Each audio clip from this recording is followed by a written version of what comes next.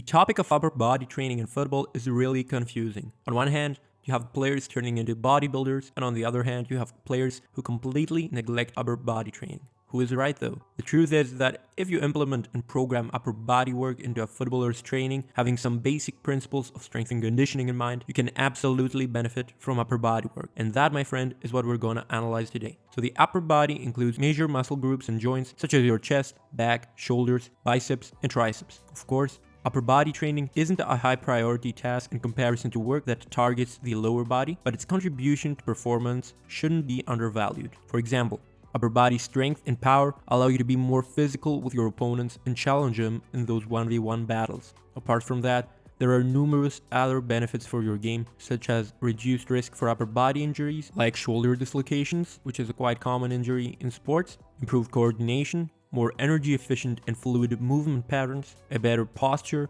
better transfer of force during multi-joint actions, and an athletic physique that indicates professionalism and breeds confidence within you during performance. If you would like a more detailed video on those points though, just let me know in the comments. So now that we've got the why out of the way, it is time to go over the how. Let's start off by analyzing what you shouldn't do, or at least limit, when training your upper body as a footballer, and that is hypertrophy training. Hypertrophy training is a type of training that consists of high training volumes, but relatively light to moderate loads and short recovery times. It is commonly used by bodybuilders as it is deemed as an effective training method to build more muscle mass. At this point, I want to clarify something. A bodybuilder's focus is muscular size and symmetry. Their main goal is to maximize lean muscle mass. On the other side, footballers and team sport athletes in general have performance-oriented goals such as jumping higher, sprinting, cutting, or turning faster. Yes, muscle mass does play a role in all of these, but it's only one part of the whole performance equation. If we're talking about performance optimization, hypertrophy training is clearly not the best use of your time and energy, as it offers a really low ROI. Of course, not every player is the same. This type of training can be used on some occasions to aid muscle growth, such as with players that are really skinny with limited muscle mass, or players that are rehabilitating from an injury.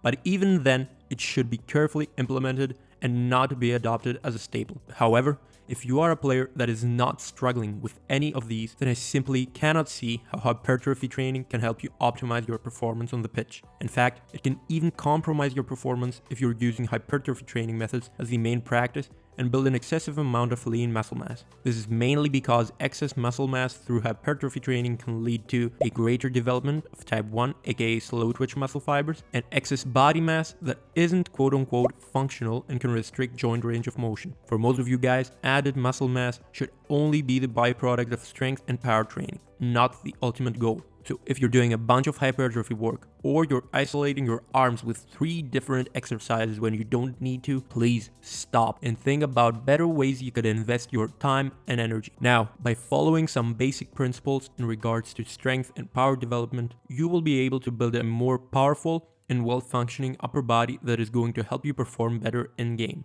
Your goal isn't to create an upper body for competitive bodybuilding. Your goal is to create an upper body that can support and enhance your performance and of course help you minimize the risk of injury. There are basically 3 pillars we want to address when it comes to upper body work. The first one is mobility. As a footballer, you're constantly running, kicking, twisting and turning. Your upper body and core heavily participate and influence all of the movements that you perform. And as we all know, football isn't played in a straight line. A variety of multi-directional movements are required. This means that an immobile upper body might limit the movements you're capable of producing with your lower body and even increase your risk of injury. Things like spinal mobility and posture are often overlooked in lower body dominant sports such as football. However, their influence on performance and overall health is massive. I want you to think of your body as one structure. What happens in the upper body can either negatively or positively impact what happens to or through the lower body. So the number one thing I want you to take away here is that you need to invest time and effort into spinal mobility and posture. There are loads of exercises you can do that include rotation, extension, or flexion of the spine, such as kneeling rotations, foam roller extensions, cobra lifts, and windmills that literally require just a little investment of your time and effort. Other than that, I would also suggest you include the typical arm swing motion in any exercise that requires it in order to develop that leg-arm coordination and build more fluid movement.